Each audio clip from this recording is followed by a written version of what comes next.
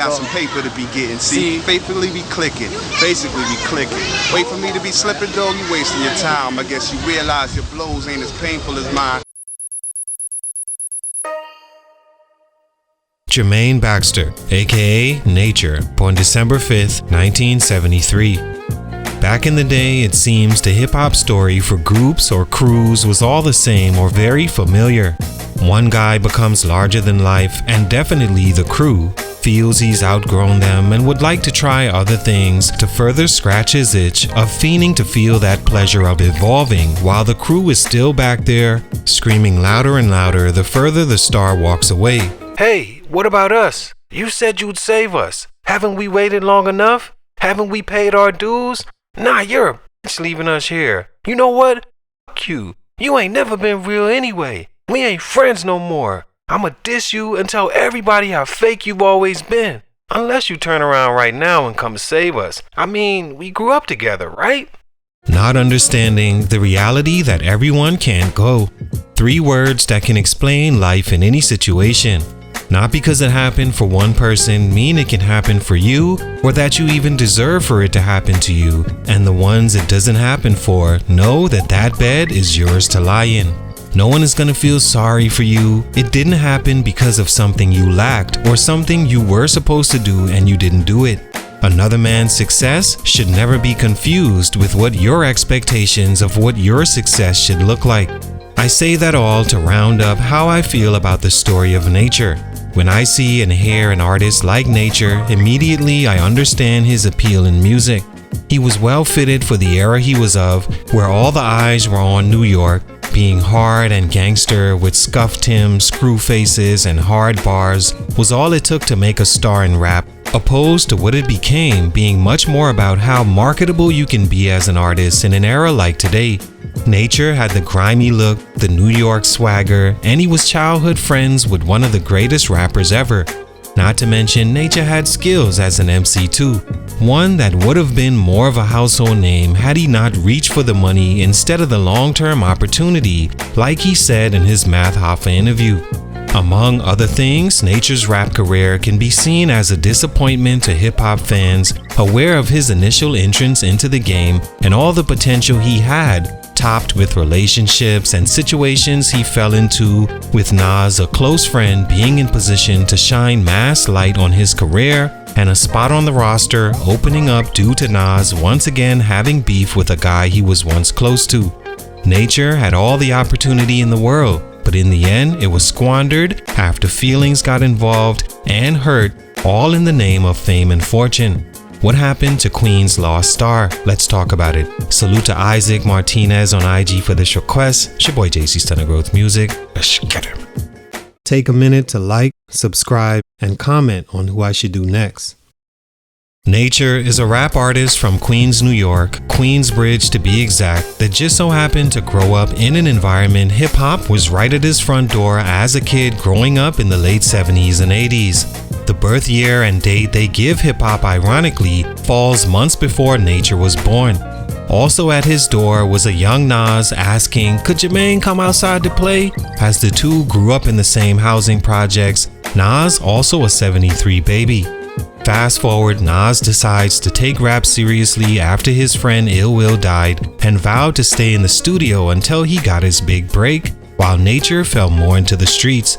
They kept in touch, and eventually Nas had an opportunity on the table for Nature to replace Cormega in his new group called The Firm.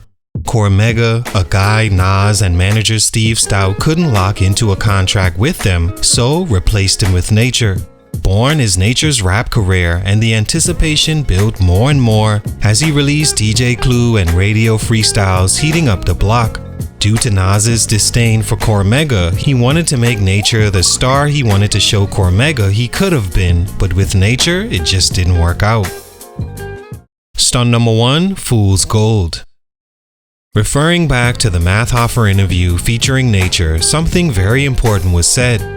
Nature's response to the question, what happened that made you beef with Nas, was full of teeth pulling, but one thing he referenced stood out. Nature said that most people, when given a chance to grab fast money, they'll always jump at the chance instead of waiting for what could be a better long-term situation, saying that when that's the option, fast money always wins. Hoffa's response was actually fast money fools, it doesn't win.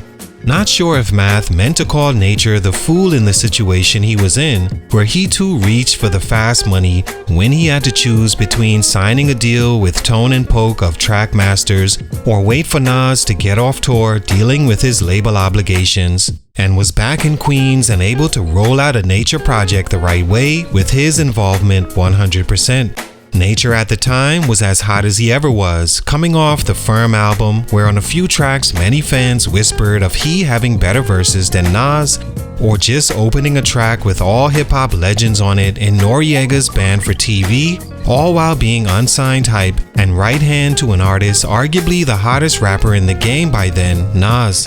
Trackmasters wanted to do a deal with Nature, but without Nas involved except for being paid as a featured artist. Nas, who was overseas on tour at the time, told Nature to wait until he came back so he could extend his resources to Nature fully, not to go sign a deal. Trackmasters were able to convince Nature by allegedly saying things like, "Why would you let another man dictate your success, B? Or you getting your money, son? Or when to move on this deal? It's hot right now, you heard?" Nature signs with Trackmasters for allegedly $60,000 and cuts out Nas.